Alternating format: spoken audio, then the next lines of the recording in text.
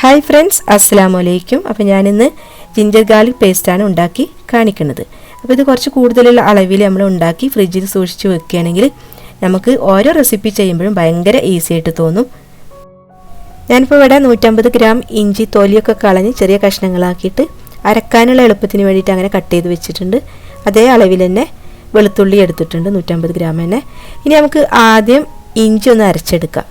അപ്പോൾ ഇഞ്ചി മിക്സിൻ്റെ ജാറിലേക്ക് ഇട്ട് കൊടുത്തിട്ടുണ്ട്. 1 ടേബിൾ സ്പൂണ് കല്ലുപ്പ് ചേർത്ത് കൊടുത്തിട്ടുണ്ട്, 1 ടീസ്പൂൺ മഞ്ഞൾപ്പൊടി ചേർത്ത് കൊടുത്തിട്ടുണ്ട്.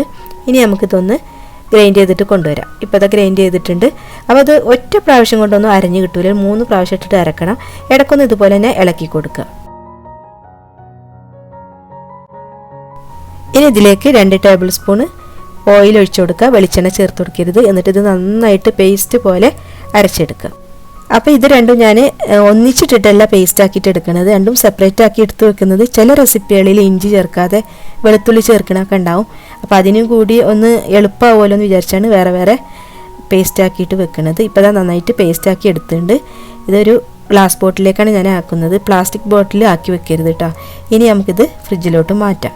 ഇനി സെയിം ഇതിൽ തന്നെ കഴുകൊന്നും വേണ്ട, ഇതിൽ തന്നെ ഇട്ടിട്ട് നമുക്ക് വെളുത്തുള്ളി കൂടെ അരച്ചെടുക്കുക. അപ്പോൾ വെളുത്തുള്ളി ഇട്ട് കൊടുത്ത് 1 ടേബിൾ സ്പൂൺ കല്ലുപ്പ്, 1 ടീസ്പൂൺ മഞ്ഞൾപ്പൊടി ഇതുകൂടെ ചേർത്തിട്ടൊന്ന് ഗ്രൈൻഡ് ചെയ്ത് കൊണ്ടുവരിക.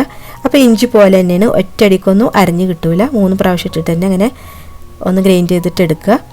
ഇനി നമുക്കിതിലേക്ക് 2 ടേബിൾ സ്പൂൺ ഓയിൽ കൂടെ ഒഴിച്ചു കൊടുക്കുക. എന്നിട്ട് ഇത് നന്നായിട്ടൊന്ന് പേസ്റ്റ് ആക്കിയിട്ട് എടുക്കുക. അപ്പോൾ ഇതിലേക്ക് ചേർക്കുന്ന ഈ ഓയിലാവട്ടെ, ഉപ്പാവട്ടെ, മഞ്ഞളാവട്ടെ, ഇത് നന്നായിട്ട് ഫ്രഷ് ആയിട്ട് ഇരിക്കാൻ വേണ്ടിയിട്ടാണ് ഇതൊക്കെ ചേർക്കുന്നത് കേട്ടോ. അപ്പോൾ 1 മാസം വരെ നമ്മളിത് ഫ്രിഡ്ജിൽ വെച്ചാൽ ഒരു കേടുണ്ടാവില്ല.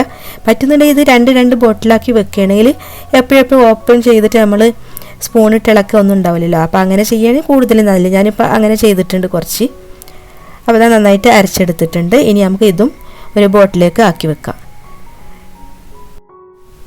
ഞാനിത് 2 ബോട്ടിൽ തന്നെയാണ് ആക്കി വെച്ചേക്കുന്നത് കേട്ടോ. അപ്പോൾ ഒന്ന് കഴിയുമ്പോൾ ഒന്ന് ഓപ്പൺ ചെയ്താൽ മതിയല്ലോ. അങ്ങനെ സൂക്ഷിച്ച് വെച്ചാൽ കുറേ നാൾ നമുക്ക് ഒരു കേടും പറ്റാതെ, അല്ലെങ്കിലും ഒന്നിച്ച് വെച്ചാലും കേടുണ്ടാവില്ല. എന്നാലും ഒന്നുകൂടെ ഒന്ന് ഫ്രഷ് ആവാൻ വേണ്ടിയിട്ട് അങ്ങനെ ചെയ്യണത്. ഇഞ്ചിയും വെളുത്തുള്ളിയും ഒരുമിച്ച് പേസ്റ്റാക്കി വെക്കുകയാണെങ്കിൽ അപ്പോൾ എടുക്കുന്ന അളവിൽ ചെറിയൊരു ചേഞ്ച് വരുത്തണം. വെളുത്തുള്ളി കുറച്ച് കൂടുതൽ എടുക്കണം കേട്ടോ. അപ്പോഴാണ് നമ്മളെ കറിയിലൊക്കെ ചേർക്കുമ്പോൾ ആ ഒരു പ്രൊപ്പോർഷൻ ശരിയായിട്ട് കിട്ടുള്ളൂ. നോമ്പിനൊക്കെ ഭയങ്കര ഈസി ആയിട്ട് അതുപോലെയൊക്കെ ചെയ്ത് വെച്ച് കഴിഞ്ഞാൽ നമുക്ക് പെട്ടെന്ന് പണി കഴിയും. നമുക്ക് ഖുർആനോ ഓതാനോ എല്ലാറ്റിനും ഒരുപാട് സമയം കിട്ടും ഇങ്ങനെയൊക്കെ ചെയ്ത് വെച്ച് കഴിഞ്ഞാൽ. പിന്നെ കിച്ചണാണെങ്കിൽ ഭയങ്കര ക്ലീനായിട്ട് കിടക്കുകയും ചെയ്യും. നമ്മൾ ഇഞ്ചിയും വെളുത്തുള്ളിയും ഒക്കെ തൊലി കളയുമ്പോൾ അതിൻ്റെ തൊലിയൊക്കെ പോയി കിച്ചണാകെ അലമ്പാവും. അപ്പോൾ ഇതൊക്കെ ഒരു ദിവസം മെനക്കെട്ട് കഴിഞ്ഞാൽ പിന്നെ അത്ര തന്നെ പ്രശ്നം ഉണ്ടാവില്ലല്ലോ. അപ്പോൾ നമ്മളെ ജിഞ്ചർ ഗാർലിക് പേസ്റ്റ് ഇവിടെ റെഡിയായി. അപ്പോൾ എല്ലാവരും ഇതുപോലെ ചെയ്ത് വെക്കുക. ഇൻഷാ അല്ലാഹ് നെക്സ്റ്റ് വീഡിയോയിൽ കാണാം.